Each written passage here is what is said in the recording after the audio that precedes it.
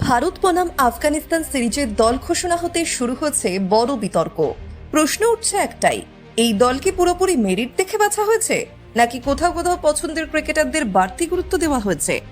কারণ একদিকে এমন অনেক ক্রিকেটার আছেন যারা পারফরমেন্সের ভিত্তিতে সুযোগ পাওয়ার দাবিদার ছিলেন, কিন্তু তাদের নাম নেই।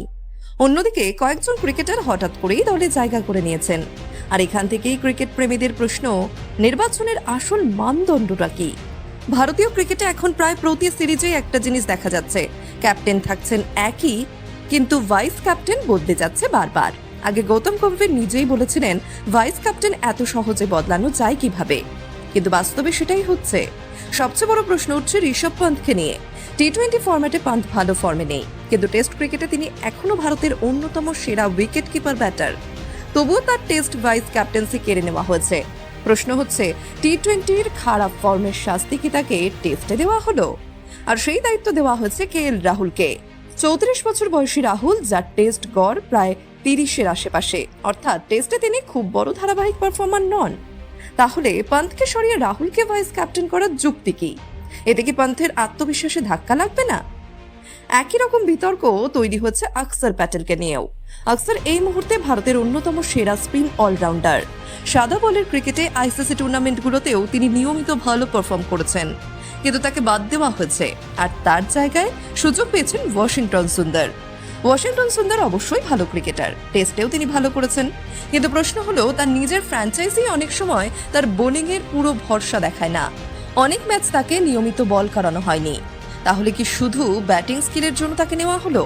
আর যদি তুলনা করা হয়, তাহলে অক্ষর প্যাটেলকে বাদ দিয়ে ওয়াশিংটন সুন্দরকে নেওয়ার সিদ্ধান্ত নিয়ে প্রশ্ন উঠবেই। এরপর আসা যাক আকিব নবির কথায়। ঘরোয়া ক্রিকেটে দুর্দান্ত পারফর্ম করার পরেও তাকে দলে রাখা হয়নি। জম্মু কাশ্মীরকে ট্রফি জেতানো, ধারাবাহিকভাবে উইকেট নেওয়া, সবকিছুর পরেও তার জায়গা হয়নি ভারতীয় দলে। ঘরোয়া ক্রিকেটের মূল্য তাহলে কতটা? আকিব নবির পারফরমেন্স কি যথেষ্ট ছিল না? যেখানে তিনি 55 উইকেট নিয়েছেন, গড় মাত্র 12, এরপর 44 উইকেট, 60 উইকেট, আবারও দুর্দান্ত গড়। রঞ্জি ট্রফিতে champion, player of the tournament, 2 মরশুমে 104টি ফার্স্ট ক্লাস উইকেট, তারপরও ভারতীয় টেস্ট দলে জায়গা নেই। এখানে প্রশ্ন আরো বড় হয়ে যায়, কারণ গুজরাট টাইটান্সের একাধিক ক্রিকেটার সুযোগ পেয়েছেন। ওডিআই দলে 4 জন, টেস্ট দলে 7 জন পর্যন্ত গুজরাট টাইটান্সের ক্রিকেটার রয়েছেন।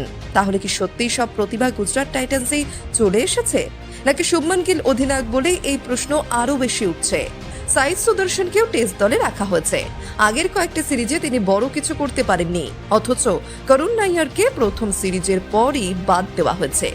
তাহলে সাইদ সুদর্শনকে ধরে রাখার যুক্তি কি? আইপিএলে ভালো করছেন, সেটা অবশ্যই ইতিবাচক, কিন্তু প্রশ্ন হলো আইপিএল পারফরমেন্স দেখে কি টেস্ট দলের নির্বাচন হচ্ছে? তাহলে অক্ষর প্যাটেলকে ওডিআই দল থেকে বাদ দেওয়ার পিছনেও কি আইপিএল এর ব্যাটিং ফর্মই কারণ?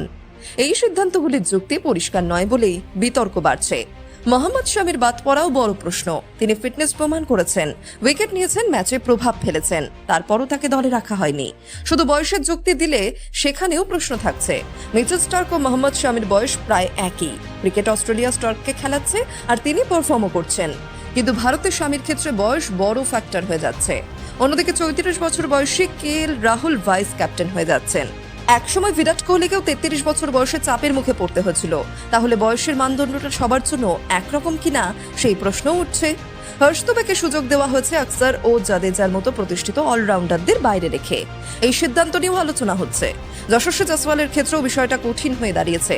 তার ভাগ্য খুব একটা সহায়ক হয়নি, যদিও এখানে সঞ্জু স্যামসং এর সুযোগ পাওয়ার দাবিও ছিল।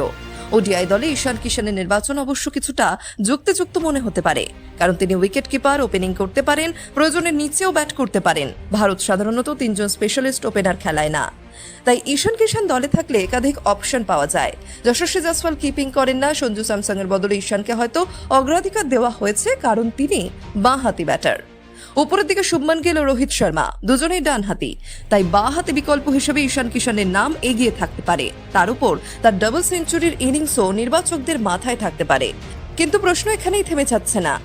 গুরনুর ব্রার, যাকে গুজরাট টাইটান্স খুব বেশি খেলাচ্ছে না, তিনিও দলে জায়গা পেয়েছেন।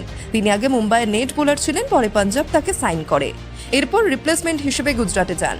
2024-25 মরশুমে তার 12 ম্যাচে 33 উইকেট রয়েছে, কিন্তু আকিব নবির মতো ধারাবাহিক পারফর্মার সুযোগ পেলেন না। সব মিলিয়ে ভারত বনাম আফগানিস্তান সিরিজের দল ঘোষণার পর প্রশ্ন একটাই, এই নির্বাচন কি পুরোপুরি মেরিটের ভিত্তিতে নাকি কোথাও ফেভারিটিজমের ছাপ রয়েছে? ক্রিকেট প্রেমীদের মধ্যে বিতর্ক এখন তুঙ্গে। ঋষভ পান্তের ভাইস ক্যাপ্টেন্সি যাওয়া, অক্সর প্যাটেলের বাদ পড়া, স্বামীর সুযোগ না পাওয়া, আকিব নবীর উপেক্ষা আর গুজরাট টাইটান্সের একাধিক ক্রিকেটারের সুযোগ, সব মিলিয়ে এই দল ঘোষণাকে ঘিরে প্রশ্নের শেষ নেই। আপনাদের কি মনে হয়, দল নির্বাচন কি ঠিক হয়েছে নাকি কিছু সিদ্ধান্ত সত্যিই প্রশ্ন তোলার মতো? কমেন্টে জানান।